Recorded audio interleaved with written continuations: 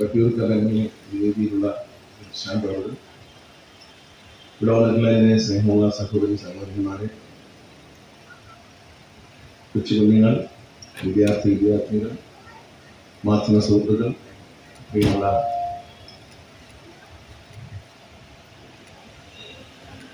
എഴുത്തുകാർ,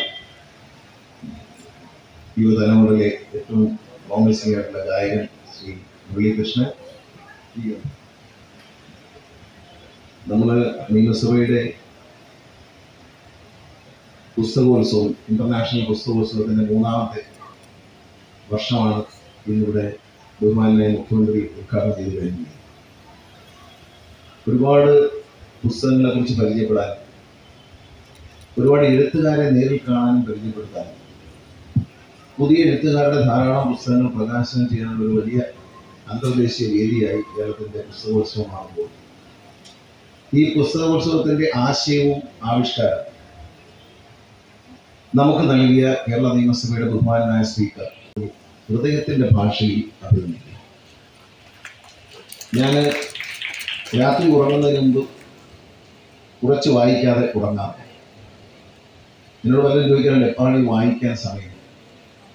ഒരു വ്രതം പോലെ രാത്രി ഉറങ്ങുന്നതിന് മുമ്പ് ദൈവത്തെ പ്രാർത്ഥിക്കുന്നതോടൊപ്പം പുസ്തകങ്ങൾ വായിച്ചാണ്. ഒരുപക്ഷെ ഞാൻ പ്രസംഗിക്കാൻ പഠിച്ചതും ഞാൻ രാഷ്ട്രീയം പഠിച്ചതും ഒരു കലാകാരനായിരുന്നു ഞാൻ രാഷ്ട്രീയം പഠിച്ചതും പ്രസംഗിക്കാൻ പഠിച്ചതൊക്കെ വായനയിലൂടെ. മനുഷ്യൻ്റെ ജീവിതത്തെക്കുറിച്ച് നല്ല നിലയിൽ സാധാരണക്കാരുടെ ജീവിത രീതിയെക്കുറിച്ച് പഠിക്കാൻ എനിക്ക് എൻ്റെ വീട്ടിൽ തന്നെ അവസരം ഉണ്ടായിരുന്നു. എൻ്റെ അച്ഛനൊരു പൊതുപ്രവർത്തകനായിരുന്നു. എങ്കിൽ പോലും മനുഷ്യൻ്റെ മനസ്സിനെ കുറിച്ച് ആഴത്തിൽ പഠിക്കാൻ, പലപ്പോഴും നമുക്ക് നമ്മുടെ അടിയിരിക്കുന്ന ആളിൻ്റെ മനസ്സിനെ കുറിച്ച് ആഴത്തിൽ പഠിക്കാൻ നമ്മളെ സഹായിച്ചത് നമ്മുടെ ലോകപ്രസിദ്ധരായ നമ്മുടെ സാഹിത്യ പ്രവർത്തകന്മാർ നൽകിയ സാഹിത്യലേഖകൾ നൽകിയ പുസ്തകം. ആ കഥകളിലും നോവലുകളിലും ഒക്കെയുള്ള കഥാപാത്രങ്ങൾ, ആ കഥാപാത്രങ്ങൾ നമ്മളെ സ്വാധീനിക്കുകയും അവരെല്ലാം നമ്മുടെ ചുറ്റും ജീവിക്കുന്നവരാണെന്ന് മനസ്സിലാക്കി അവരോട് പൊരുത്തപ്പെടാനും അവരെ അറിയുവാനും അവസരമുണ്ടാകും. നമുക്ക് ഈ ലോകത്തുള്ള എല്ലാത്തരം ആളുകളെയും പരിചയപ്പെടാൻ പ്രയാസം. എഴുത്തുകാരികളെ നമുക്ക് ഒരു പുസ്തകം വായിച്ചു കഴിയുമ്പോൾ ഒരു 6-7 കഥാപാത്രങ്ങൾ, 6-7 സ്വഭാവങ്ങളുള്ള മനുഷ്യ ജീവനുകളെ നമുക്ക് പരിചയപ്പെടാം, പല പ്രായത്തിലുള്ളത്. ആ പരിചയപ്പെടൽ ഒരു പൊതുപ്രവർത്തകൻ നിലയിൽ, ഒരു സാധാരണ മനുഷ്യൻ എന്ന നിലയിൽ, ഈ സമൂഹത്തിൽ ജീവിക്കുന്നവരാണെന്നുള്ള നിലയിൽ നമുക്ക് ഒരുപാട് ഉപകാരം ചെയ്യാം. എല്ലാ സ്ഥലവും എല്ലാ രാജ്യങ്ങളും നമുക്ക് കാണാൻ കഴിയും.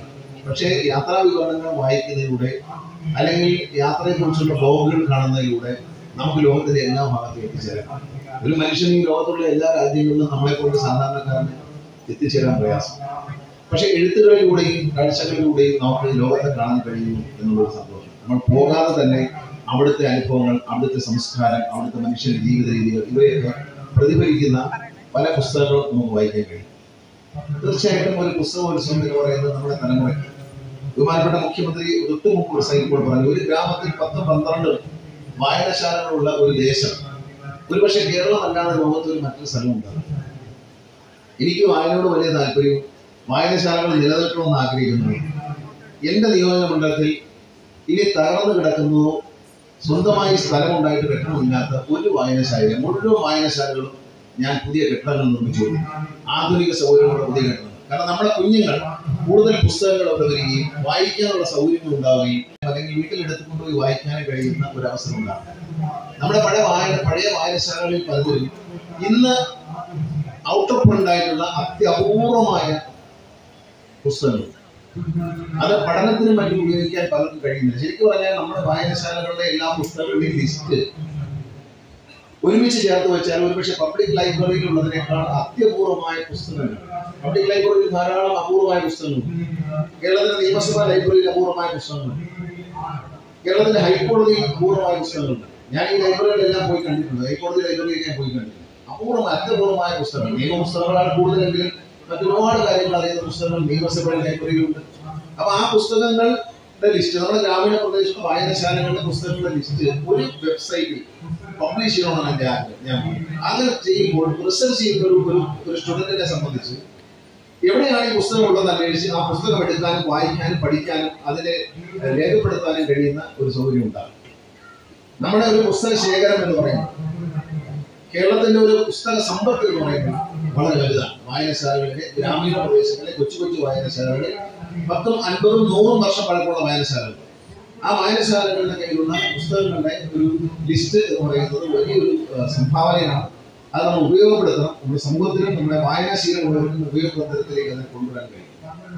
ഞാൻ നിങ്ങൾക്ക് ഇന്നലെ ഈ ഒരു നിയമസഭയുടെ ഈ 3ാമത് ഫെസ്റ്റിവൽ, ഈ ഒരു ഫെസ്റ്റിവൽ ഇന്റർനാഷണൽ ലെവലിൽ ബഹുമാനപ്പെട്ട ഇപ്പോൾ ചോദിച്ചു UN ശ്രദ്ധയിൽ വരെ കൊണ്ടുവരേണ്ടതാണ്. ഇത്തരത്തിലൊരു ഫെസ്റ്റിവൽ ഒരു നിയമസഭ നടത്തുന്നു. ശ്രീ മോഹൻ അദ്ദേഹത്തിന്റെ പ്രസംഗത്തിൽ പറഞ്ഞു, ഒരു നിയമസഭ ഇത്തരത്തിൽ ഒരു പ്രോഗ്രാം നടത്തുക, അതിൽ സാഹിത്യകാരന്മാരെയും സാഹിത്യകാരകളെയും ഒക്കെ ആദരിക്കുക. അതുപോലെ MLA-മാരുടെ ഞങ്ങളുടെ ഫണ്ട് ഉപയോഗിച്ച് ഈ പുസ്തകങ്ങൾ വാങ്ങാനും ഗ്രാമീണ വായനശാലകൾക്ക് നൽകാനും ഒരു അവസരവും ബഹുമാനപ്പെട്ട സ്പീക്കർ ഉണ്ടാക്കിയിട്ടുണ്ട് കഴിഞ്ഞ 3 വർഷം. അത് വളരെ സമ്പന്നമായി. എന്റെ പ്രദേശങ്ങളിലൊക്കെ എന്റെ മണ്ഡലത്തിലേക്കുള്ള വായനശാലകൾക്ക് ആവശ്യമുള്ള പുസ്തകങ്ങൾ അവരുടെ ലിസ്റ്റ് എടുത്ത് നോക്കിയിട്ട് അവർക്ക് ഇവിടെ വന്ന് കണ്ട് ആവശ്യമുള്ള പുസ്തകങ്ങൾ വാങ്ങാൻ അവസരം കൊടുക്കുന്നു. അതുകൊണ്ട് ആ പുസ്തക സമ്പത്ത് വായനശാലകൾ വർദ്ധിക്കാൻ ഇടയായിട്ടുണ്ട്. അതുപോലെ നമ്മുടെ ധാരാളം പുസ്തകങ്ങൾ പ്രചാരണത്തിൽ നമ്മൾ കാണാതെ പോകുന്ന പല പുസ്തകങ്ങളും, ശ്രദ്ധിക്കപ്പെടാതെ പോകുന്ന പല പുസ്തകങ്ങളും കാണുവാനും വാങ്ങിക്കാനും വായിക്കാനും ഈ കഴിഞ്ഞ 3 വർഷം 2 വർഷങ്ങളും നമുക്ക് കഴിഞ്ഞു. ഈ വർഷം അത് കഴിയട്ടെ എന്ന് ആശംസിക്കുകയാണ്. കേരളത്തിലെ ബഹുമാനായ സ്പീക്കർ അദ്ദേഹത്തിന്റെ മനസ്സിലുദിച്ച ആശയം, അദ്ദേഹത്തിന്റെ ഒരു ടീം ഓഫ് കൊളീഗ്സും അദ്ദേഹത്തിന്റെ കൂടെ വർക്ക് ചെയ്യും, നിയമസഭയിലെ ഉദ്യോഗസ്ഥരും അദ്ദേഹത്തിന്റെ പേഴ്സണൽ സ്റ്റാഫും അടക്കം. അവര് വലിയൊരു പരിശ്രമം മാത്രമല്ല, ഇതിനോടൊപ്പമുള്ള സാംസ്കാരിക പരിപാടികൾ, ഗാനമേളകൾ, പാട്ടുകൾ, ഡാൻസുകൾ, ഇങ്ങനെ എല്ലാം ഒരു എന്റർടൈൻമെന്റ്. കാരണം ഇത് കേരളത്തിന്റെ ഒരു ഉത്സവമാക്കി മാറ്റിയ ബഹുമാനായ സ്പീക്കർ ശ്രീ എൻ ശംസീറിനെ ഒരിക്കൽ കൂടി അഭ്യർത്ഥിച്ചുകൊണ്ട് ഈ ചടങ്ങ് തുടങ്ങുന്നതായി അറിയിക്കും. ഈ വേദിയിലെ ഉദ്ഘാടനം ചെയ്യാൻ അവസരം തന്നതിന് നന്ദി പറയുന്നു. നിങ്ങളുടെ ഒരു അനുവാദത്തോടെ ഈ വേദി ഉദ്ഘാടനം ചെയ്തതായി അറിയിച്ചുകൊണ്ട് എന്റെ വാക്കുകൾ ഞാൻ ചോദിക്കുന്നു. നന്ദി, നമസ്കാരം. ഇനി ഈ പുസ്തകോത്സവത്തിന്റെ 3ാം പതിപ്പിന്റെ ഗാനം തയ്യാറാക്കിയ മുരളീകൃഷ്ണയെ ആദരിക്കുന്ന ചടങ്ങാണ്. അതിനായി മന്ത്രി ക്ഷണിച്ചിരുന്നു. മുരളീകൃഷ്ണൻ ഒരു പ്രോമിസിംഗ് ഗായകനാണ് മലയാള സിനിമയിലെ. അതോടൊപ്പം തന്നെ നിയമസഭയുടെ തുടക്കത്തിൽ നമ്മുടെ ഈ ഫെസ്റ്റിവലുമായി ബന്ധപ്പെട്ടുള്ള ഗാനം ചിട്ടപ്പെടുത്തിയത് പാടിയത് ശ്രീ മുരളീകൃഷ്ണനാണ്. അദ്ദേഹത്തിന്റെ ഉപകാരമാണ് ആദ്യം തന്നെ ഈ വേദിയിൽ.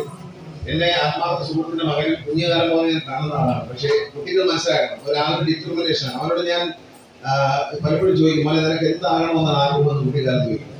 ഇവർ ചെറുതായിട്ട് ചോദിക്കും. അപ്പൊ അവന്റെ മറുപടി എന്ന് പറയുന്നത്, അവന്റെ അച്ഛൻ ബിസിനസ്മാനാണ്. അച്ഛന്റെ ബിസിനസ് നോക്കി നടത്തുമ്പോൾ എഞ്ചിനീയർ ആണോ ഡോക്ടർ ആണോ ഒന്നും അല്ല, എന്ത് വേണമെങ്കിലും പഠിക്കാൻ, ലോകത്ത് എവിടെയും പോയി പഠിക്കാനുള്ള സൗകര്യം തീരുമാനം നിഗ്രഹിച്ച് നൽകിയിട്ടുണ്ട്. പക്ഷേ അപ്പോഴവൻ പറയുന്നറിയാം, എനിക്കൊരു നല്ല ബാഗ് ഉണ്ടാക്കണം അല്ലേ എന്ന് പറയും. സ്കൂളിൽ പഠിക്കുമ്പോൾ ഇപ്പോഴല്ല, ഇപ്പൊ എംകോമൊക്കെ കഴിയുന്നു. അപ്പോൾ സ്കൂളിൽ പഠിക്കുന്ന കാലം ഞാൻ ചോദിക്കും, എന്താകാനാണ് ആഗ്രഹം? അവൻ പറയും, എനിക്കൊരു ബാഗ് ഉണ്ടാക്കണം, ഒരു നല്ല സിംഗർ ആകണം എന്നാണ് ആഗ്രഹം. ആ ആഗ്രഹം സബലീകരിക്കുകയും സാക്ഷാത്കരിക്കുകയും ചെയ്യുമ്പോൾ കേരള നിയമസഭയുടെ ഈ 3ാമത് ഇന്റർനാഷണൽ ബുക്ക് ഫെസ്റ്റിവലിന്റെ സിഗ്നേച്ചർ സോങ് അദ്ദേഹം സെറ്റ് ചെയ്തു. അത് ഒരു എല്ലാം കൊണ്ട് സംഗീതം ചെയ്യാനും, സിനിമകളിലൊക്കെ സംഗീതം ചെയ്യുന്നുണ്ട്, പാട്ട് പാടുന്നത്, സംഗീതം ചെയ്യുന്നുണ്ട്. ഒരു പുതിയ പ്രതിഭ, മലയാളത്തിന് വളരെ പ്രോമിസിംഗ് ആയിട്ടുള്ള പുതിയ പ്രതിഭയാണ് മുരളീകൃഷ്ണൻ. ഞാൻ കണ്ണൻ എന്നാണ് വിളിക്കുന്നത്. പ്രിയപ്പെട്ട മുരളീകൃഷ്ണനെ ഈ അവസരത്തിൽ നമ്മൾ മൊമെന്റ് നൽകി.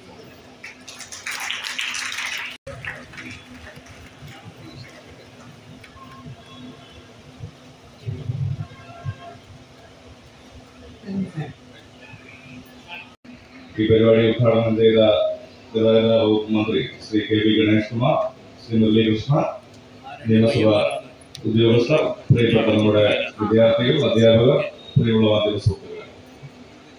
അപ്പൊ ഇന്ന് നമ്മുടെ നിയമസഭാ പുസ്തകോത്സവം ഔപചാരികമായി ആരംഭിച്ചിരിക്കുകയാണ്.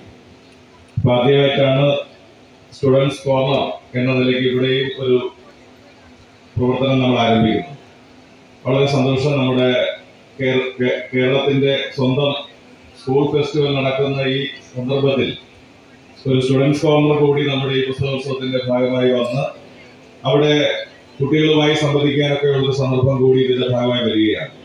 ഇന്ന് ഈ ചടങ്ങിൽ വെച്ചിട്ട് നമ്മുടെ മുരളീകൃഷ്ണയ്ക്ക് ബഹുമാനപ്പെട്ട മിനിസ്റ്റർ ആദരവ് നൽകിയിരിക്കുകയാണ്. അപ്പൊ അങ്ങനെ നിരവധി കുരുന്ന പ്രതിഭകളുടെ അല്ലെങ്കിൽ വിദ്യാർത്ഥി യുവജന പ്രതിഭകൾ ഉയർന്നു വരാനുള്ള ഒരു സന്ദർഭം കൂടിയായി ഈ സ്റ്റുഡന്റ് കോർണർ മാറട്ടെ എന്നുള്ളതാണ് സൂചിപ്പിക്കാനുള്ളത്.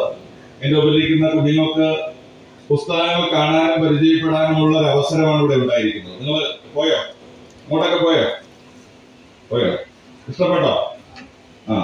അപ്പോൾ പുസ്തകങ്ങൾ വാങ്ങാൻ ചെറിയ സൗകര്യങ്ങളൊന്നും ഒരുക്കിയിട്ടുണ്ട്. ഏതാണ്ട് 3 ലക്ഷം രൂപയുടെ പുസ്തകങ്ങൾ കഴിഞ്ഞാണ് ഞാനും നമ്മുടെ നിയമസഭാ മണ്ഡലത്തിലെ എല്ലാ ലൈബ്രറികൾക്കും സ്കൂളുകൾക്കും ഒക്കെ നൽകിയിരുന്നു.